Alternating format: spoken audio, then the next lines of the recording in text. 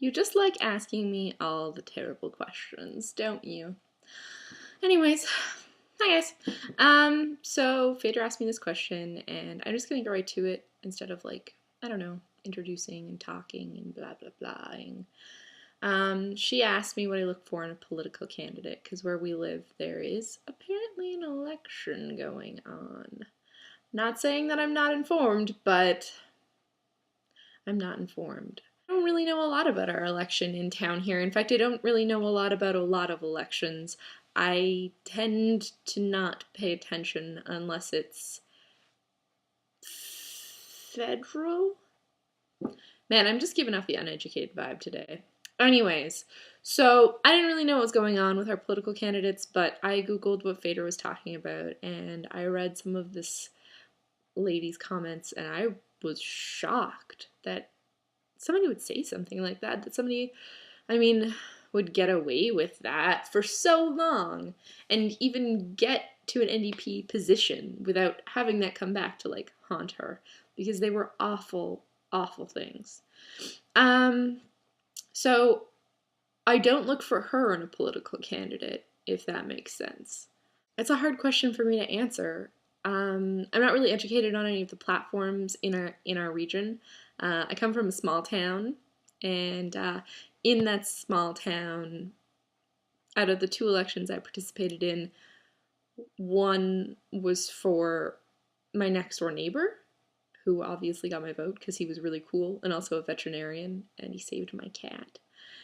And the other was for one of my really good friends' dads. And I obviously voted for him because I was like 18 and I was like, oh, it's gonna make me popular. It didn't, whatever. But so my voting system so far at this level has been fairly biased by people. I know very little, as I previously said, about our politics here. So I guess what I'm looking for in a candidate is like people that support the little guy. I'm really into that. Not a lot of political candidates are. They're all into like lower housing costs, good things for senior citizens, good things for moms. And those are all great, and I'm totally behind them, but I'd also like to see a platform that stood really strongly for small business and small independent people who, don't fit into general categories. I get sick of voting for people who don't stand for those things, or they do stand for those things, but predominantly they stand for better healthcare or uh, big name issues. And those are awesome issues, and they're great things to look for, but they're not things that I get behind. If that makes sense. I don't know. I'm so hipster about my voting. I just like the little issues. You've probably never heard of it. Yeah, that's mostly what I like.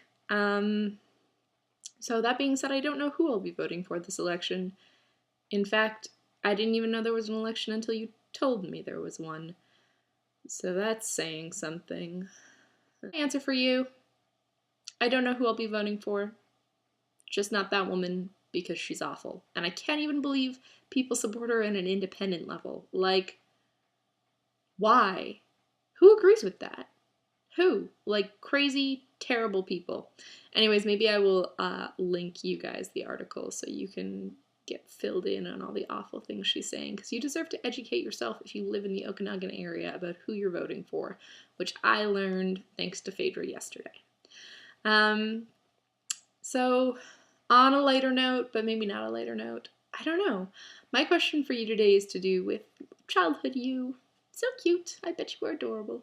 I was thinking about this today for some unknown reason, and I remember like 4 years ago, I found this piece of paper that I'd made maybe in grade school, maybe like grade 2, and it was like top 5 things you want to accomplish by the time you're 20. It was like one of those growing exercises. And I was looking at them, and I was just so disappointed because, I don't know, 7-year-old me obviously has nothing in common with 23-year-old me, because I didn't want to do any of those things now. So, on my list, for reference, were run a marathon, learn how to fly, which I guess I kind of still have that in common with 7-year-old me. If I could learn, I'd do it. Become a marine biologist, I don't even know where that came from. Write a book, which I thought about. Actually, I've thought about writing books before, and I usually procrastinate. But knowing that I can hack out 40 pages on some random topic for university has definitely made that goal seem more livable. Maybe I'll write like an academic book on something really terrible, but probably not the sort of book that 7-year-old me would have wanted to write. My fifth one was like learn how to ski. I only really remember the become a marine biologist one because I was just like, where'd that even come from? That's like so far off left field. I don't even know. I must have read a book about dolphins or something like that.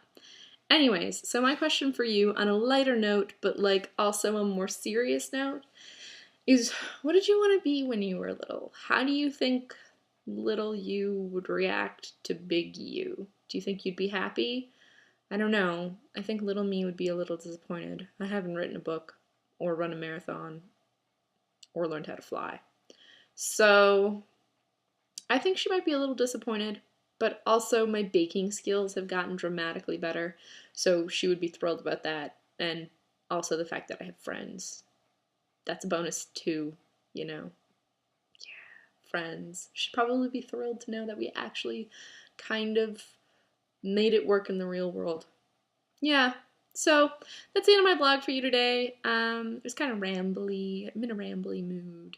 I hope you have a really great day, and I will see you tomorrow. Bye!